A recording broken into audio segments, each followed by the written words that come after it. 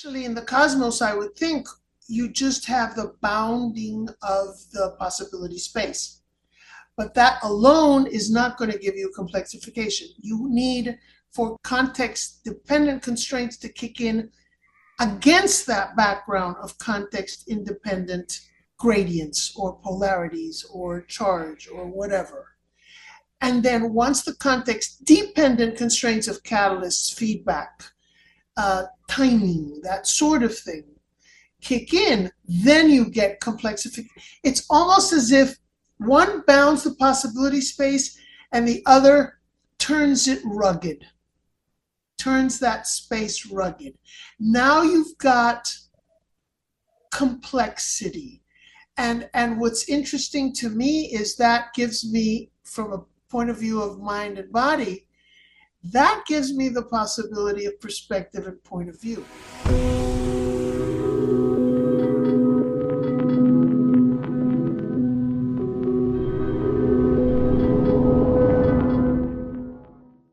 Welcome to Living Mirrors with Dr. James Cook. My guest this week is Alicia Juarrero.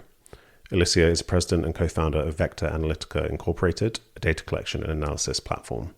She's also a research associate at the University of Miami and is the author of the influential complexity theory text, Dynamics in Action. Her new book is called Context Changes Everything, and it explores how we can think about causality in emergent systems such as life, societies, everything above the level of physics and chemistry. Now, if you're new to her work, these ideas may be tricky to take in one go. They're very rich and quite different to the standard view that we're presented with of reductionism. So I might give a brief outline of how I see the core ideas to introduce them here before we go over them again in the conversation. So her work centers on this idea of constraint, and we can think of a constraint as an influence that takes things away from being homogeneously kind of disordered, or she talks about in terms of probability. So something that's unconstrained is just like a gas in a room. It's just the particles go wherever they want. There's nothing sculpting them into any orderly, interesting structure. So we can think of a constraint. If you take something like traffic, you're constrained by needing to drive your car on the road versus, on the pavement or sidewalk. There will be cases where people go on the sidewalk, and so it's a probabilistic thing. Generally, the road serves to constrain. Most of the time, the cars are on the road. And she might call that a context-independent constraint, which is just that it doesn't really interact with anything else. So just in pretty much all situations, you have to drive on the road, not off the road. And then the interesting thing happens when you get these constraints interacting with each other, depending on context. So you have something like a traffic circle or a roundabout, and there are certain constraints there where as a car approaches, if, say, you're driving on the right, then you have to turn right. And if there's a car coming from your left, then you have to wait.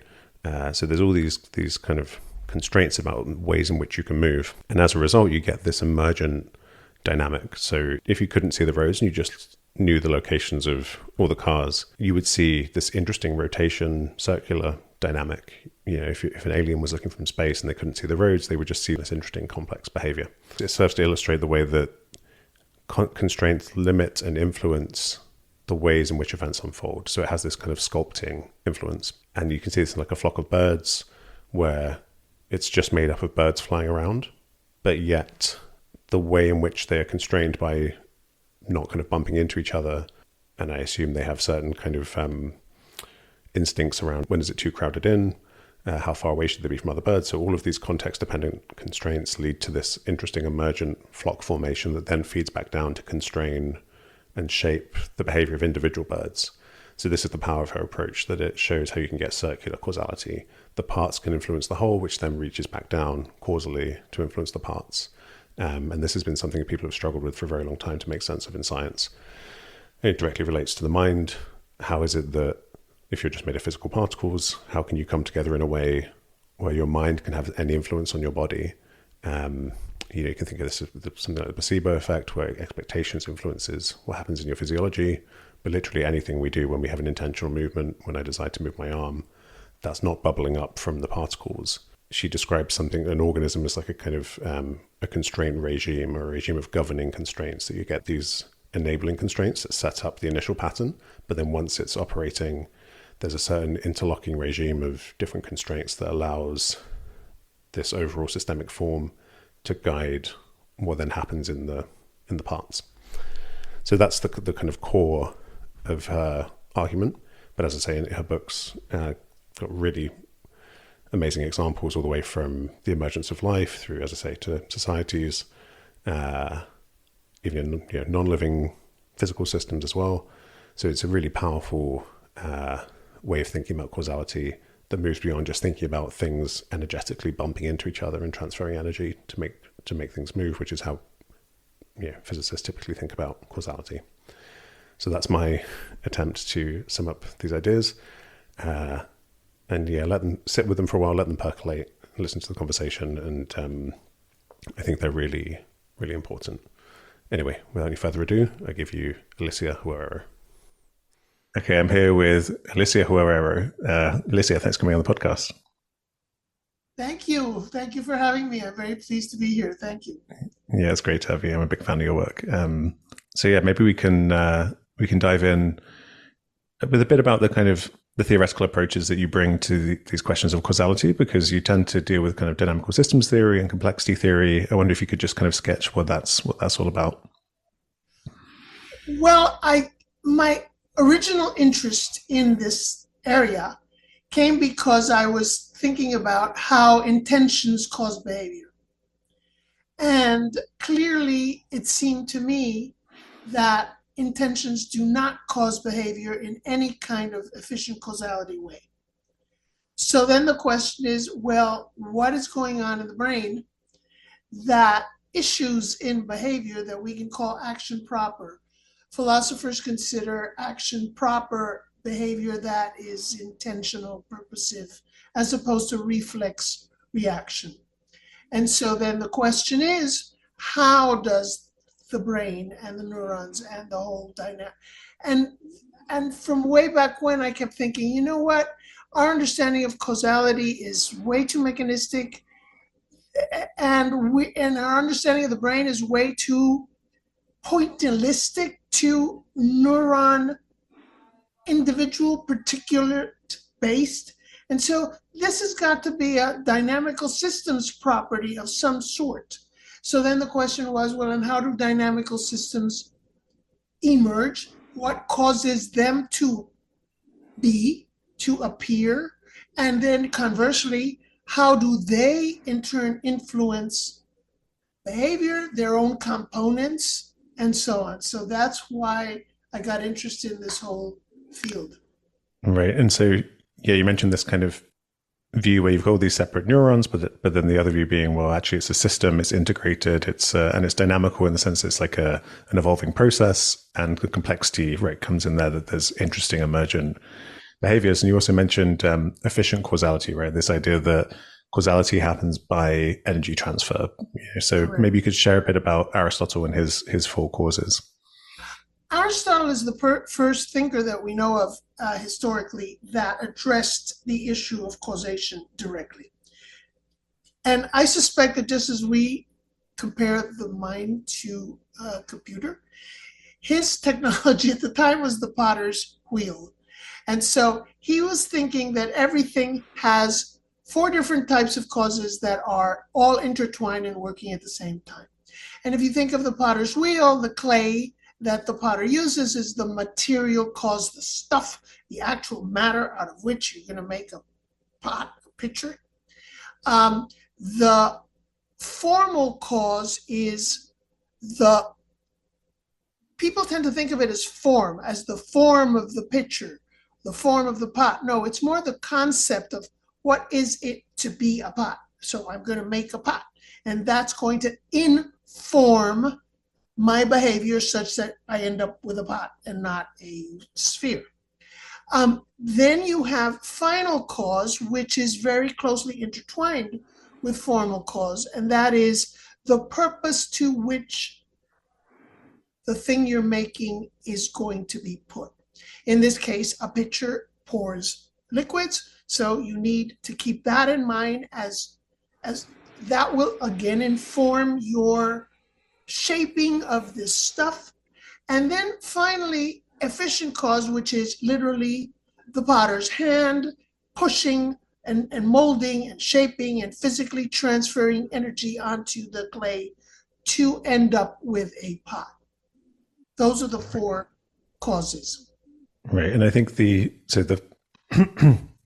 the cause around the final cause, the teleology, the purposiveness, what is this to be used for? What is its function, right? That's something that seems to be very important when we deal with living systems, that we seem to have functions, and it seems to me that that's all scaffolded around a dynamic of self-persistence, that survival is a kind of it's created in a self-referential way where we continue with systems that continue to persist, and that kind of behavior becomes our purpose just through that emergent dynamic of persistence.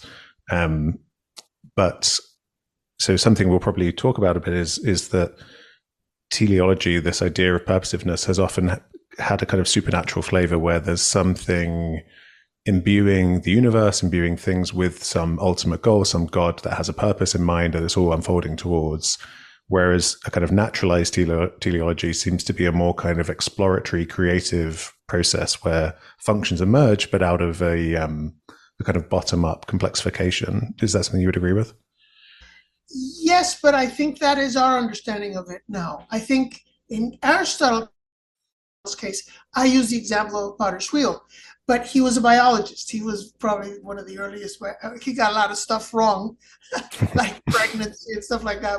But in any case, he was an empiricist. He did look at nature, and he thought that teleology was built in to living things. So the perfect example would be the teleology of an acorn is to end up as an oak. So that developmental process is built into the system, to the acorn, to all living things. Here's the problem. That's development. Nowadays, biologists make a distinction between development and evolution. Development is almost a predictable. An acorn is not going to become a zebra. Doesn't matter what you do, acorn is not going to become a zebra. It's built into the system. It's a developmental process. But the question is that vexed Darwin was, where does evolution come in? Where do the new species come into the picture? And Aristotle agreed with Plato to the point that, only to the point that, these forms, the formal concept of oakness, if you will, is eternal, unchanging, period, end of story. So there is no emergence of novel forms. And even somebody like Darwin, there are writings where he was very concerned that what he was presenting was not really an explanation, because he was saying that forms evolve, they appear, and they originate, and that required random mutation for Darwin. But therefore he was very concerned because, and that's why medieval scholastic Christian and other Abrahamic religions really liked Aristotle, because they assumed, oh, well, these forms are made by God and they were created at creation and the end of story. So one has to always keep in mind, am I talking development? Am I talking emergence of real qualitative novelty? In fact, the word evolution, I think, was it Spencer who coined it? Evolution implies almost the unrolling of pre-existing potential, like a rug being unrolled. And so the pattern appears, emerge, but it doesn't really emerge. It just becomes revealed what is already there. Right. And but we now, I think, after Descartes, then you've got a whole different animal here, where form ends up being more, especially in the case of intentional behavior, ends up being something outside of nature, Right. the soul, the mind, whatever.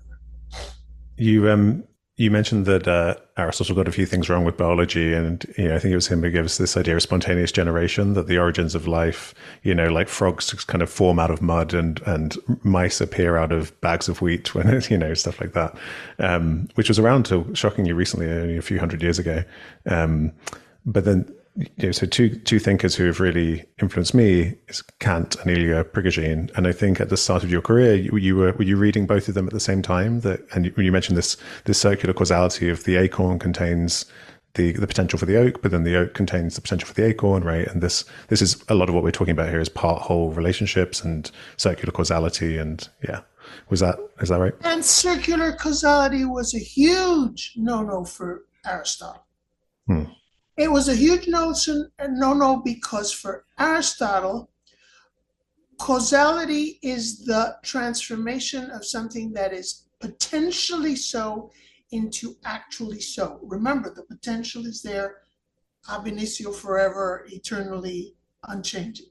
So causality, all of those four causes operate by transforming what is potentially there into what is actually there. The problem is that if you, this was Aristotle's reasoning in Metaphysics 8 or something. If you accept that there's circular causality, then you have to accept that as cause, the thing is actual already, but as effect, the thing is passive, waiting to be turned into active. And so it would have to be both active and passive simultaneously, which meant for Aristotle, that's a no-no, which gave him a very nice understanding of the creation of the cosmos. The cosmos cannot create himself. There's got to be some external source of the cosmos. Christian thinkers love that. Everybody in the tradition of Western civilization loved that because, of course, it formed the basis of all the proofs of the existence of God. Can this infinite regress of it go back forever? No, it has to be a beginning. That beginning cannot be part of the same thing, because then that will be self-caused, and it would be both before and after itself. So you need an external source. And that's what I was struggling with, and it just so happened I was reading Prigogine and Kant at the same time. Kant's Critique of Practical Reason, which nobody reads. Everybody's always taken by, and that became very influential, Kant's so-called epistemological term, where because he was awakened from his dogmatic slumbers by Kant, he firmly believed that we never perceive the thing in itself out there. We only perceive appearances, phenomena, the world as it appears to us, correct?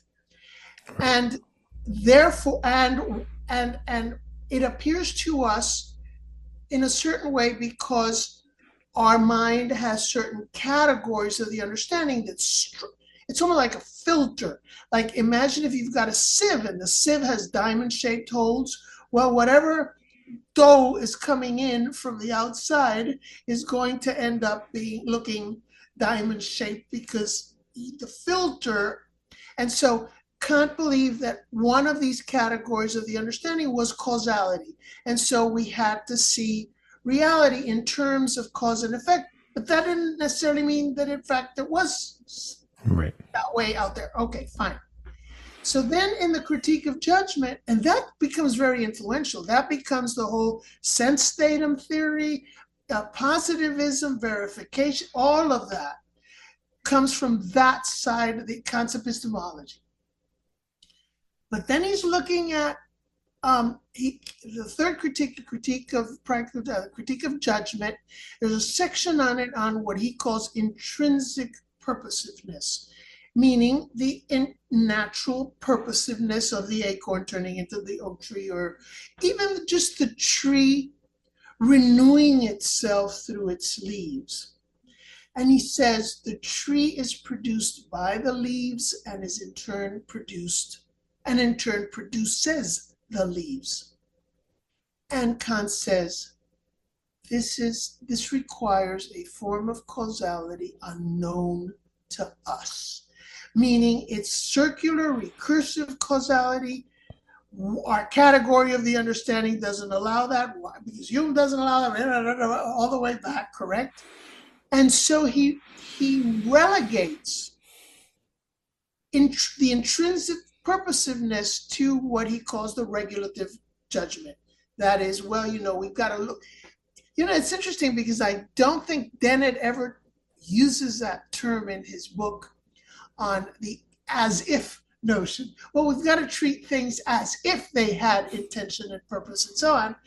But in a sense, that's Kant. Kant says, well, we have no choice. But he recognizes that I don't remember Dennett. I shouldn't be saying that. I don't remember him saying this. The notion that what we need is this recursivity.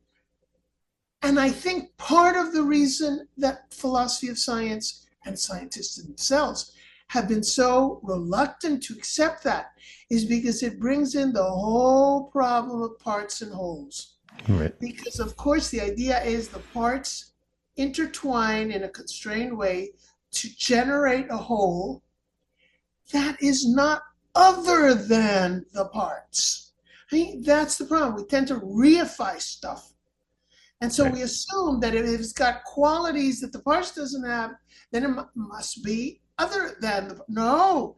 It's you've got to have some way to handle emergent wholeness, which in the book I call coherence because it sounds better, and because it hangs together in a certain way. And so the two go together. This reluctance, reticence to accept any kind of recursivity has to do with also the fact that we don't believe that wholes are anything but aggregates because our ontology is so atomistic.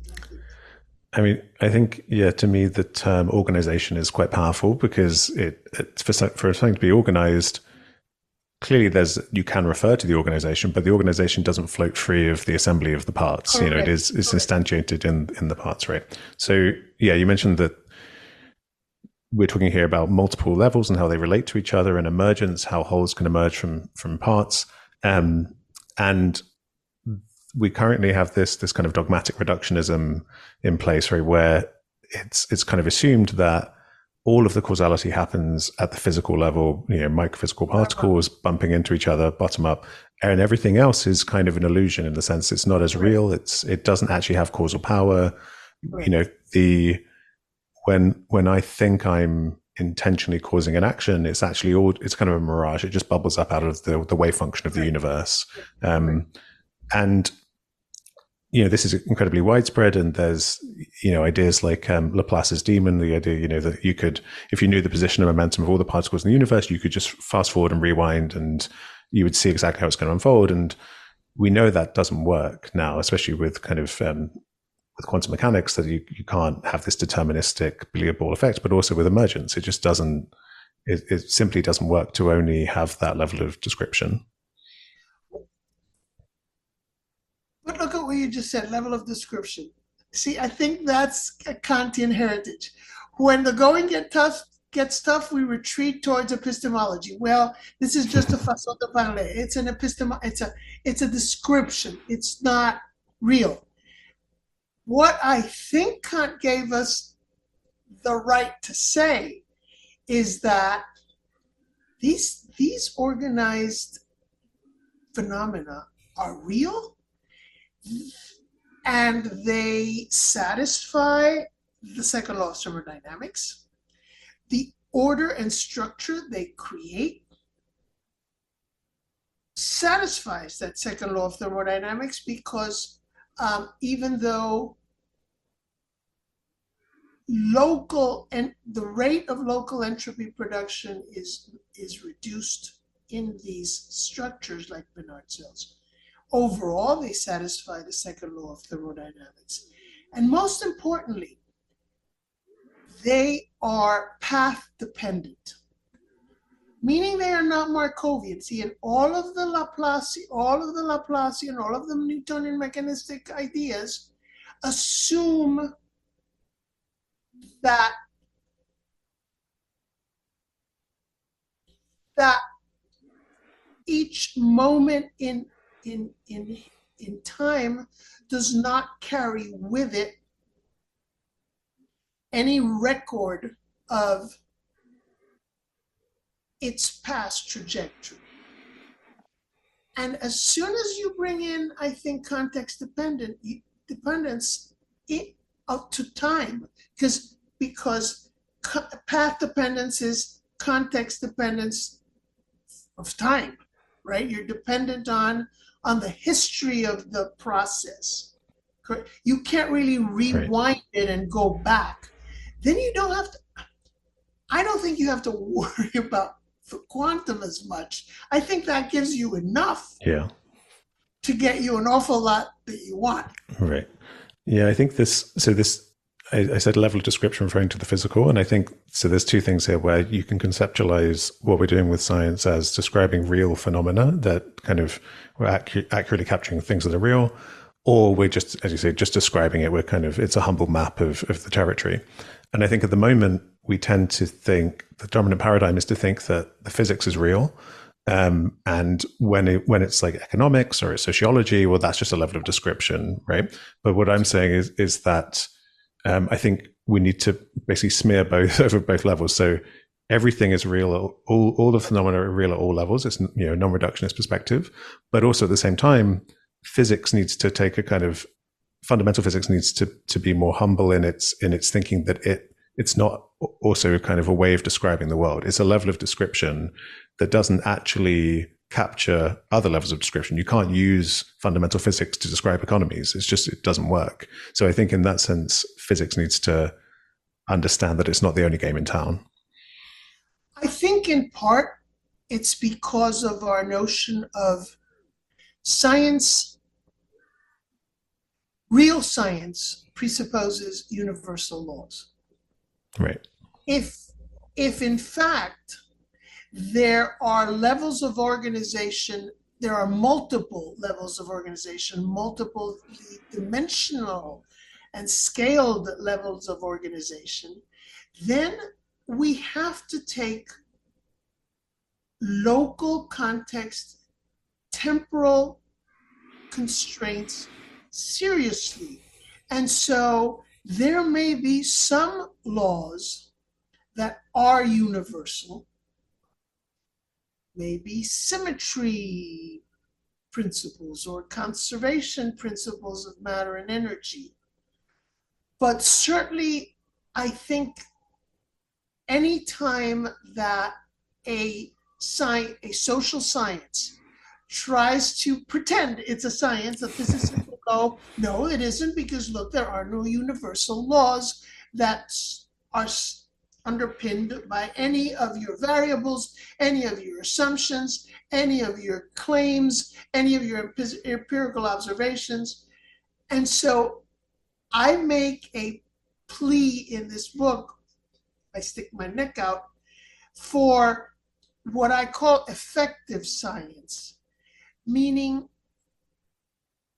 there has to be room for laws that are not universal, that are not eternal, but that if we can spell out the boundary conditions of that particular process, phenomenon, epoch, era in time, whatever, then we may be able to come up with generalizations that may be very useful for therapeutic reasons, for kinds of interventions that are important and necessary, and therefore qualify as scientific, even though they're not universally applicable from the beginning of time.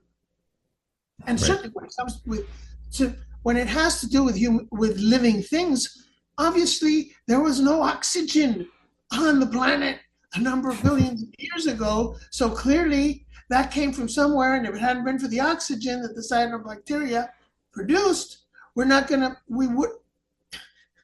wouldn't Yeah. be around. But that doesn't mean that what applies, therefore, on this planetary ecosystem necessarily applies to a black hole elsewhere that has no living things. You mentioned that it wouldn't be, if not for the oxygen, we wouldn't be around. And I've heard you say, is that your kind of definition of causality? If not for this, then this wouldn't happen. And that's what's in Lewis's notion of causality. It's one notion of causality. If it wasn't, it's a counterfactual notion of causality, and I certainly think that's preferable because it gives you an ability to handle influence. See, it's funny, and the reason I came up with the notion of constraint is because, as I usually say, I say this very often. I couldn't fight the use of the word cause. I couldn't fight the scientists' use of the term cause. As soon as I'd open my mouth talking about holes influencing their yes, see, influence. That's not causality because it isn't efficient causality. All right, so you can keep the concept of cause and restrict it to efficient causality. But clearly there are other influences that complex dynamical systems, far from equilibrium, dynamical systems theory, have brought to the fore that are extremely influential. So what other word is there? And it's, as I was reading, again, even physics tracks, immediately when they ran into trouble with efficient causality, they'd retreat into the term constraint. I thought, well, that's good enough because mechanical engineering uses the notion of constraint for a much broader sense. Some other people use the term factors or conditions. Well, fine. Yeah, I think you need to distinguish then types of constraint. Now you have to start really then taking context seriously, which means taking the notion of constraint and all its ramifications seriously. Right. So now we're getting into the kind of core of your perspective, which I feel like your work is an outlier that it feels to me like it's kind of coming from the future. I think it's what people are going to eventually kind of settle on. Because the current view, it really feels like people have a kind of supernatural sense of causality in the sense that there's some reified thing that exists in particles that allows them to cause things to happen. And to me, like that, science always goes from kind of substance explanations of that kind of reified things into process explanations of how things kind of interact and hang together. And you mentioned you stick your neck out in this book and you have this, but you're also being cautious in the sense that you're saying when it comes to kinds of causality, influence, constraints, ways of shaping what unfolds in the universe, the level at which you're describing, you're saying, okay, I'll use this word constraint to not kind of, step on the toes of the people using the word causality. My instinct is that this understanding is going to wrap back around to physics because there's this relational picture emerging in some quarters of physics where you could say that, we look for the atom, right? The kind of the fundamental indivisible thing.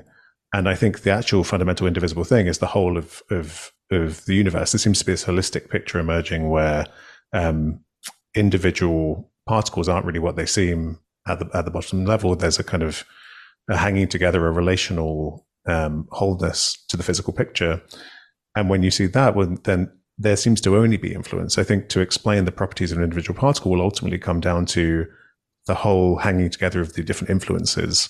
So I think you will probably ultimately naturalize efficient causality at the the microphysical level with a kind of an influence constraint based picture. Because to me, that seems more naturalistic than the current understanding.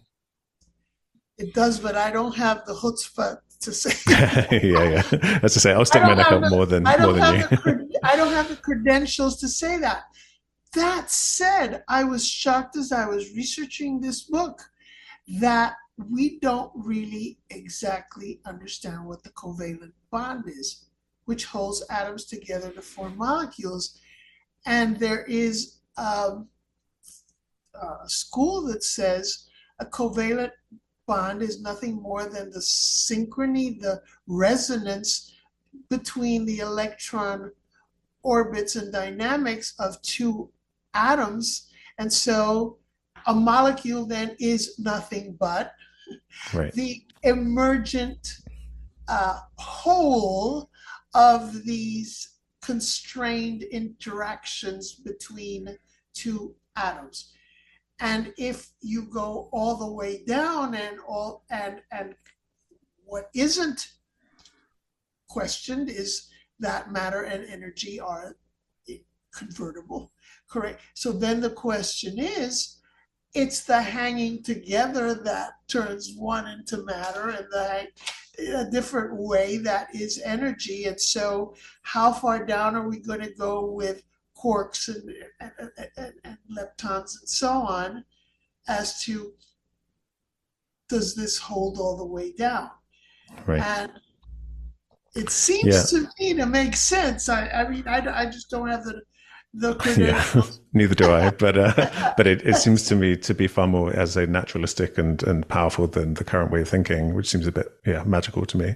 But I mean, we should really spend some time unpacking this intuitions around constraint. So I've heard you talk before about if you imagine a network, and we could use the word influence or relations, like these kinds of the ways that different parts of the network are kind of affecting each other, and that the nodes in the network, I think you refer to them as like condensates, or like it's like the condense, like it's where all these influences come together to condense into a node. That's and Mark Bergauer's term, which I really like. Yeah. It's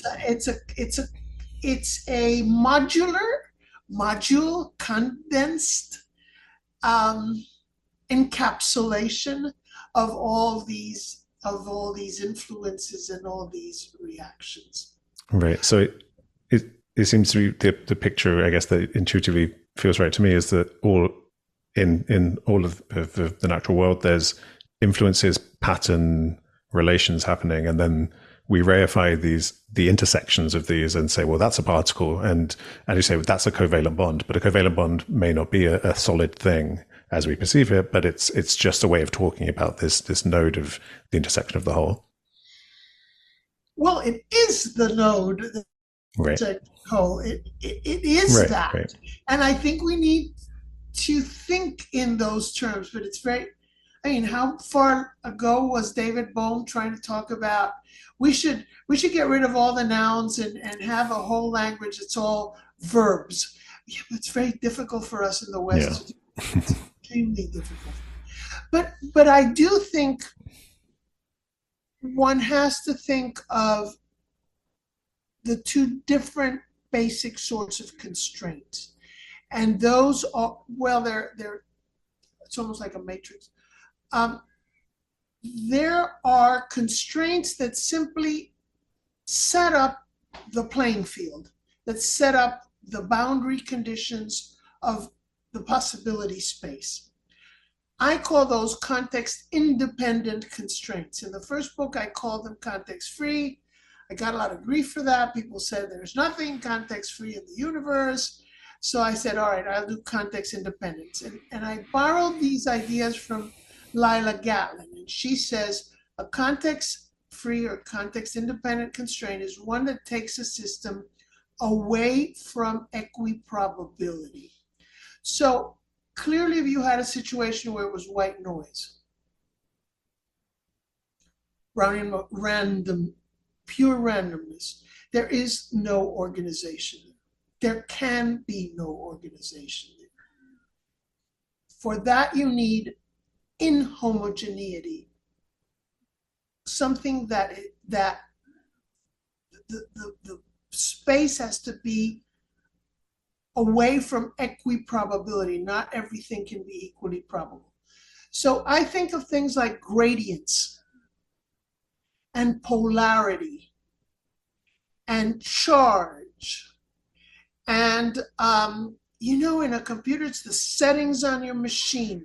You set it up, so the kid can't get into this website.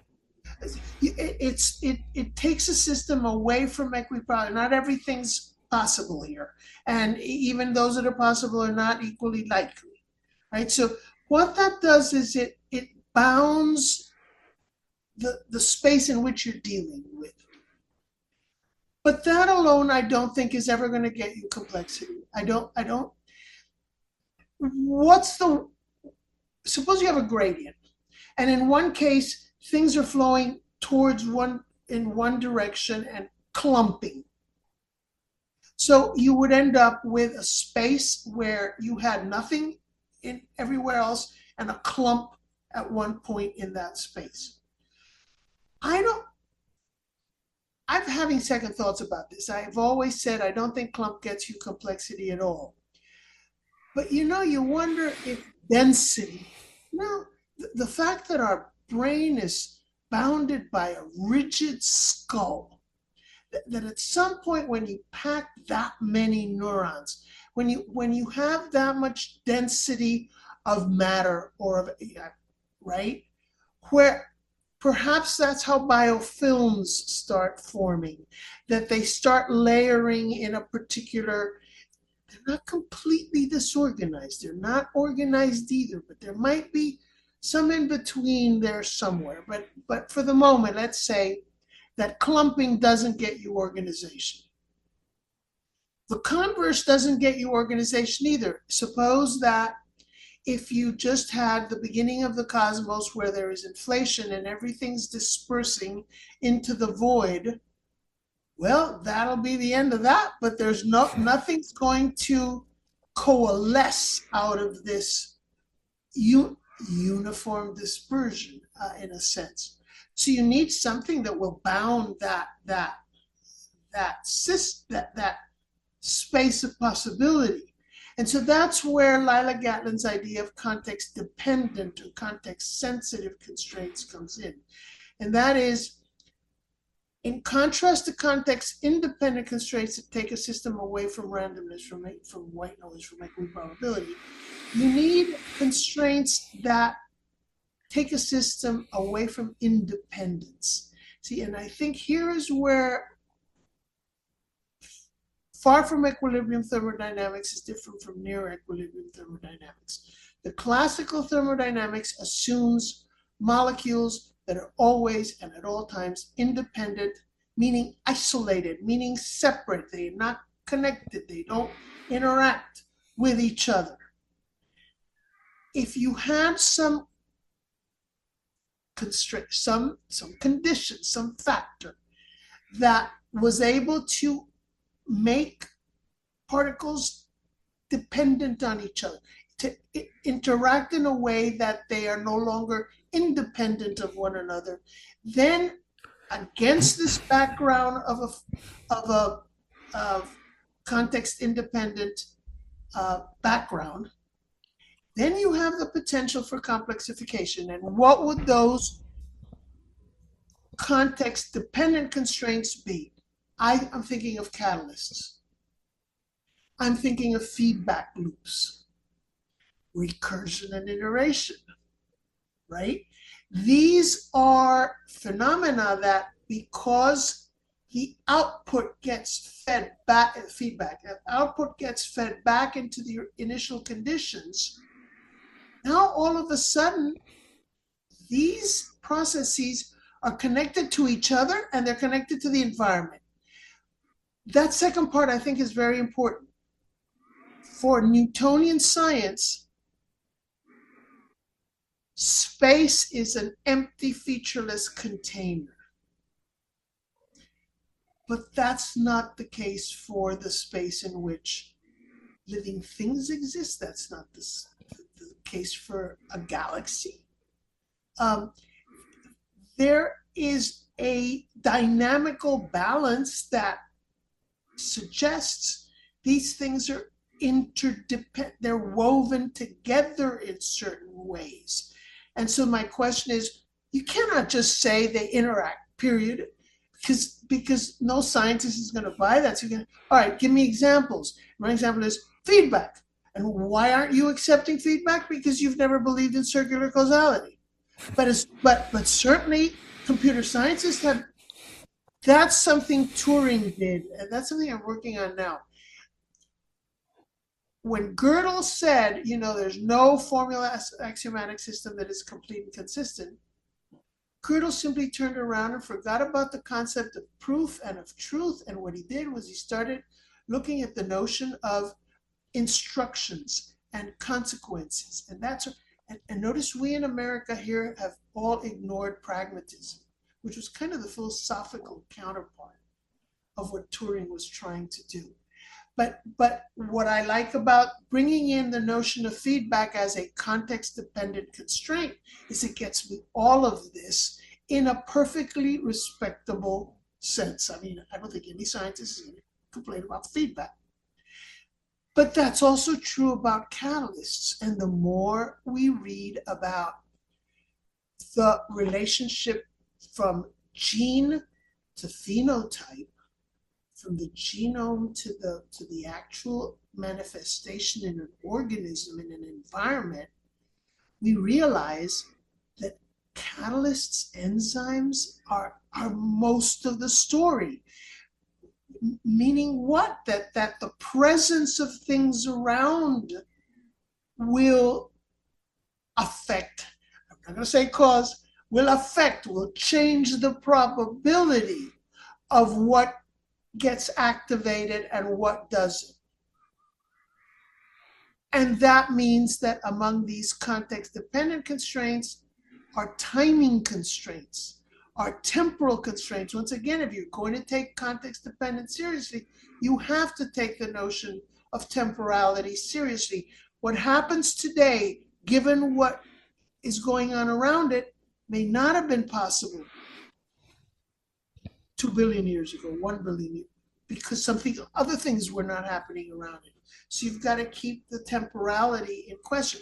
So those two types of constraints, I think, give me enough that I can show how then the universe can evolve, not just develop, but evolve with emergent properties appearing at each step along the way. Because for me, each new level of organization, each new coherent dynamic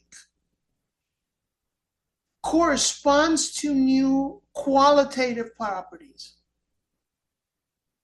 And those qualitative properties then loop back down and influence the component parts, I think. Yeah. So that was an amazing description of the real kind of the core of your worldview. So it'd be great to kind of go over that terrain again, because there's lots of good stuff there. So the core, if I restated, the core idea, right, is this, that when you have context dependent constraints, they complexify to create coherent wholes that have these new properties as a result of their organization. They're woven together in ways that give them these properties that aren't present in the parts alone. So you get a whole that's more than the sum of its parts. And so it was great in the description you gave of context independent constraints, because I think it explains why we're using the word constraint here, right? So you have a system, you have a bunch of particles, and say there's some influence. That influence, if it just moves things to be random or more just kind of independent of each other, that's not really what we're talking about here. Nothing interesting happens. If it limits that dispersion, and if it constrains it, then interesting things can happen, right? So it's like you're imposing, maybe kind of paradoxically, by limiting the number, what's happening at the microstate level, interesting new things can emerge at the macrostate level. And it's happening at all levels, because initially in the cosmos, I would think you just have the bounding of the possibility space. But that alone is not going to give you complexification. You need, for complex context-dependent constraints to kick in against that background of context-independent gradients or polarities or charge or whatever.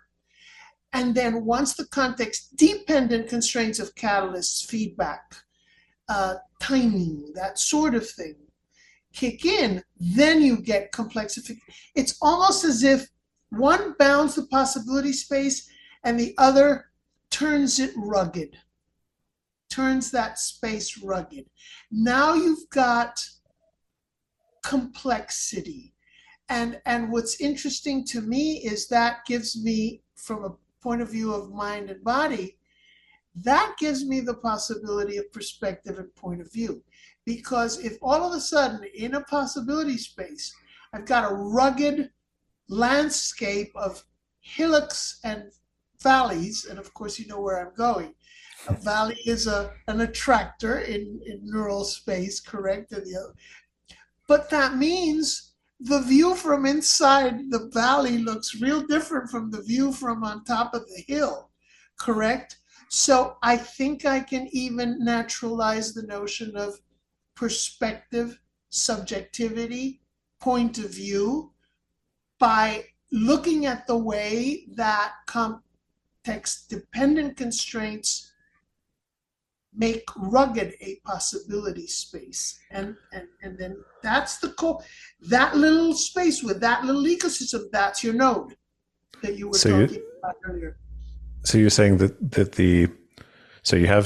you start with the context independent constraints. So we're saying they're not influenced by their environment, and so something like the expanding universe or gravity, it's just this kind of gradient, this stage on which things can happen. And then you get something like with the origin of life, you have catalysts which are not themselves the chemical reaction, but they kind of the probability of reactions taking place. So now you have this kind of feedback effects that create whole systems, living things, for example. And in the landscape you're painting, you're saying that there are certain basins of attraction where you could you could organize into a single cell, but there are other things that aren't really you're not going to organize into half a single cell that's membrane is open to the world. There's like certain forms that you're going to be kind of pulled to or away from. And so are you saying that when you in naturalizing perspective, any self-organizing system, even a snowflake or something, would that be something that you could talk about its perspective? No, I wouldn't want to say perspective. That makes me nervous when people start using terms that are usually applied to consciousness to things like snowflakes. Then you're on the slippery slope to panpsychism. Right. But if you take each new level of organization to be real and to bring with it qualitatively novel characteristics, then at the very least you can see precursors to that. Right. So to the extent that each snowflake is unique because it reflects the particular trajectory it traversed, to that extent, I'm happy to say it's a precursor of a point of view. And we don't use the term for snowflakes, but I don't know if you know the work of Stan Salty, the biologist. He's very, very good. We were talking about tornadoes and dust devils and all of these that are complex dynamical systems and so on. And I said, well, there's the reason why hurricanes get names. Because they are uniquely individuated.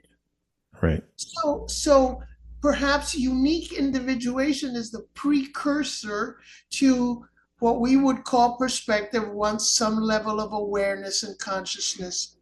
Yeah, I totally agree with that. Picture. So I prefer to go gradual than to say the rock has an opinion. No, I don't. Yeah. So you mentioned, I think we both agree that the way panpsychism, the reason some philosophers turn to panpsychism is out of a commitment to reductionism, right? That like if mind can't, in a picture of the world where everything causal, everything important is happening at the microphysical level, mental properties can't be real if they're in that picture. Basically, they can't, if they have no causal effects, they can't take part in the story of the world. They're forced into panpsychism, right? So it must be built in from the bottom. I do believe that there is no factor condition that creates coherence at a holistic level, then you're stuck. You have no choice but to say all the heavy lifting is done on the bottom, and therefore you have no way in principle to get consciousness. Well, you do. You have two ways. You can either say elan vitale gets injected from the outside or by a non-physical mind, or it's built in from the beginning. And that seems to be the least undesirable of those three alternatives. And so they end up being forced into a panpsychism. But if you were able to show the emergence of novel coherence with novel properties. Now, here's where I think, do you know the work of Carl Gillette? No. His book is, what's it called? Emergent something or other. It's very good. He calls it mutualism. Not just that you have bottom-up relations, but top-down as well. And I think that is, philosophers don't use it as much, but here's the thing. If you really take emergent qualities seriously, back to intentionality and back to what the stuff we're interested in, which is human, how does my intention to do something result in an action that might be drawn out? It took me forever to write this book, 2 years. So my intention to write this book is no efficient cause, which are momentary and instantaneous. This kind of structured my life, controlled my life for a long period of time until it got itself done. All right. So, but that means that the content of my intention to write a book has causal power. How on earth does the brain encode, I guess we'd call semantic meaning, content, intentionality with an S rather than intentionality with a T? How does the mind do that? And here's a very simple example that might work. Suppose we're still in the, what is it, Cretaceous era, wherever, way back when, and all you have are very simple organisms, and these sort of get progressive, they evolve slowly, and at one point you have some fauna that eats what we today would call mushrooms. This is purely hypothetical. And they eat this mushroom and they die, and the other one eats not this mushroom and it doesn't die. They eat that mushroom and it dies, and they say, it would seem to me to make sense that in an emergent property that would appear as a result of, I'm not denying natural selection. I'm just saying, in addition to the natural selection, you've got all these constrained interactions that are themselves operating, that all of a sudden this organism would code for color. That it would code for red, bad. Correct? Brownish, okay. What that means is now you've got an explanation of why qualia would emerge and would be causally powerful, would be causally effective. Why? Because coding in that, and somebody like Dennis Noble will not like the fact that I use the word coding, but it organizes its associational space. I don't even want to say cognitive space. At that level, you probably don't even have cognitive, but associated space into a dynamical node that lowers internal entropy production while still producing entropy overall, so that color becomes the criterion, literal color, literal perception of color. becomes the criterion in terms of which the behavior then occurs. That to me is a form of top-down causation in terms of a qualitatively emergent property. Correct? Right. Fast forward the film really forward, so that now you have a tribe, a social organization of Homo sapiens or Homo habilis or Homo sapiens. You can start imagining or constructing a comparable scenario where axiology, let's not say moral value, let's say value in the sense of good. Yeah, this works for us as a tribe, so that it gets encoded as a collective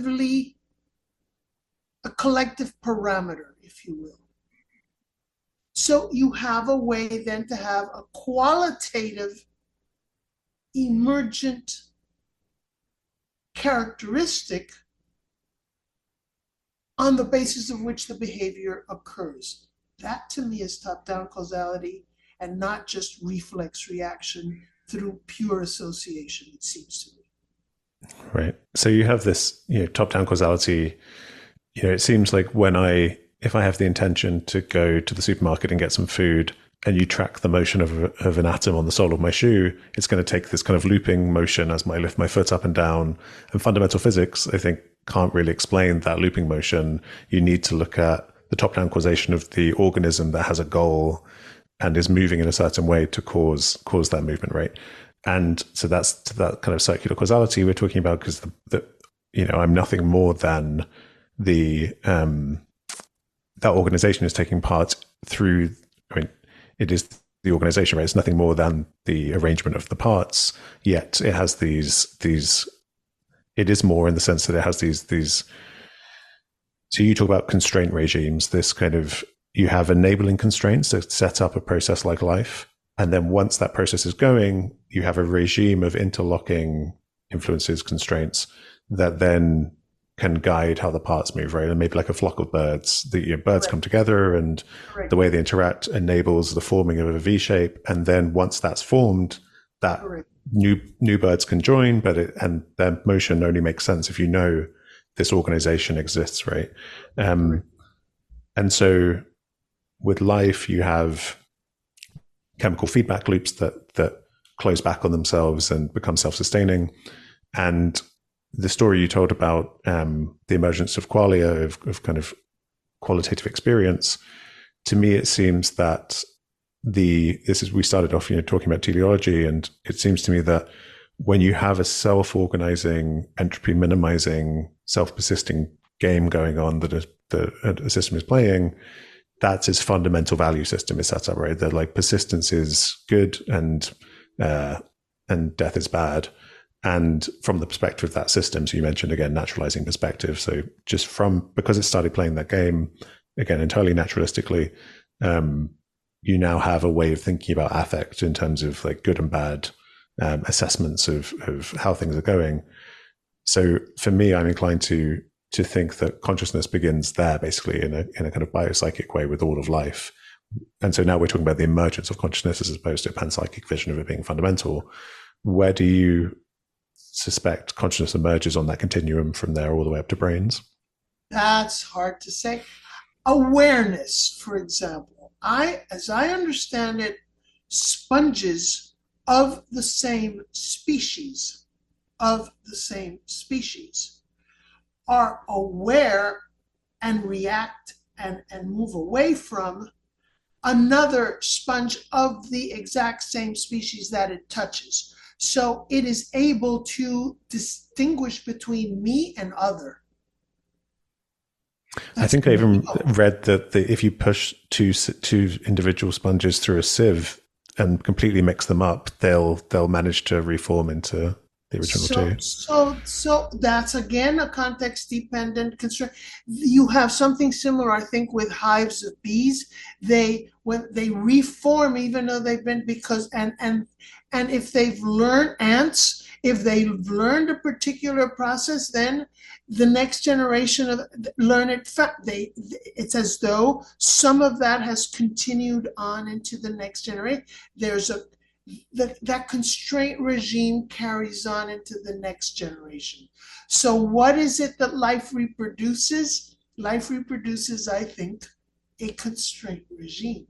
Some of it is inherited, but some may be epigenetically evolved. Some may be dynamics that maybe that's what post-traumatic stress disorder is all about. That this has become an entrenched, almost unbendable constraint regime that everything gets filtered through that. So the question is, given that we are open systems, and if we're not open systems, we will die, then the question is, how can we make that interface between the individual and their environment permeable enough to have it be able to update its information, but not permeable so that anything comes in and it ends up disintegrating as its integrity. I like that word, integrity, because it means it holds together, and yet it's a term that translates into morality as well, which is kind of interesting, right? Which kind of means, and it's not just my survival, but my place in this niche, in this ecosystem. That is what we're really talking about, right? Yeah, I think with different organisms, it can maybe help to give people an intuition for this idea of constraint, because I think it can feel quite abstract, because so many, any influence could be a constraint, really, right? We're not just talking about one thing. I mean, and this is why it's so powerful, because it applies at all levels, from economies down to the smallest levels. And so, I guess when you think about morphological development, humans presumably have the ability to grow a tail, but it's constrained, with our tailbone. I'm sure you could quite easily manipulate I don't know, quite easily, but it'd be possible to manipulate it to remove that constraint. But Correct. That constraint is part of what makes us human, similar with brain development. So I think, this idea of limiting, if you just let everything express itself to the maximum without any constraint, you're just going to get mess, basically, right? So organization seems to emerge through a kind of limiting of possibility. And then, but not only, right?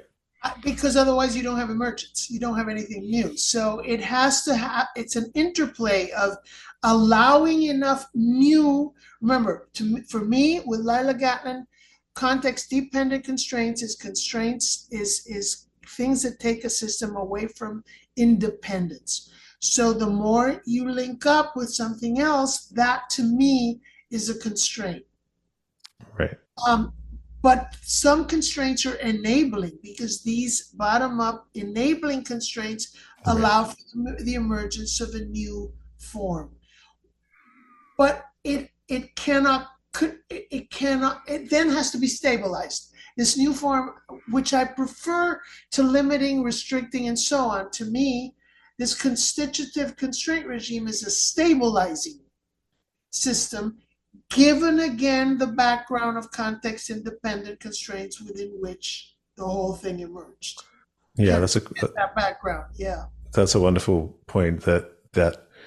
So you could say that on one level, there's a constraining, limiting. Like if my liver cell wanders off and tries to integrate with another part of my body, like that's not going to work very well. So there's a kind of limiting, but then that generates this new level of potential for things to happen. So it's not all about limitation. It's when all of that comes together, it enables the emergence of a human who can then do all these different actions. So it opens up new possibility spaces. And you mentioned that kind of what we are, the whole organism can be thought of as a kind of an interwoven, interlocking constraint regime, a whole kind of, and that also has this path-dependent temporal history of evolution, and so how all those things weave together. And then you also alluded to kind of PTSD and that way of being, that constraint regime could kind of get stuck in a certain mode, or I've heard you talk about this these constraints really being involved in regulation of the system, right? So you might want Correct. to change different set points for kind of Correct. stress responses. And I've also, as you refer to kind of, psychedelic medicine that's becoming popular at the moment, potentially deconstructing or making more flexible these constraint regimes, is how you would say it?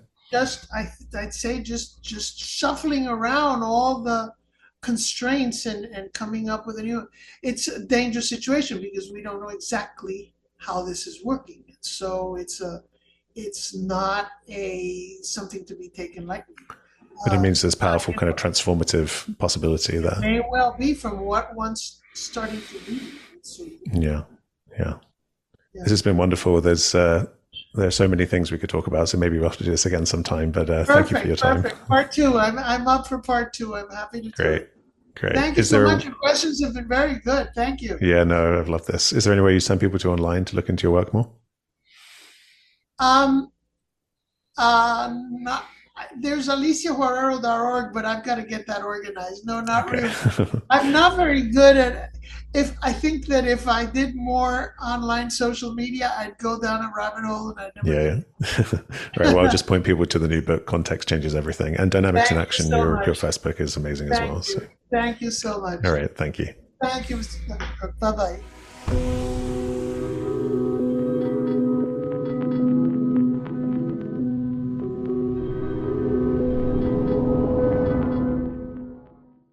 Thanks for listening. If you're watching on YouTube, please like and subscribe. And if you want to help the podcast reach a wider audience, you can leave a review on Apple Podcasts. Finally, if you want to offer financial support, you can go to patreon.com/Dr. James Cook.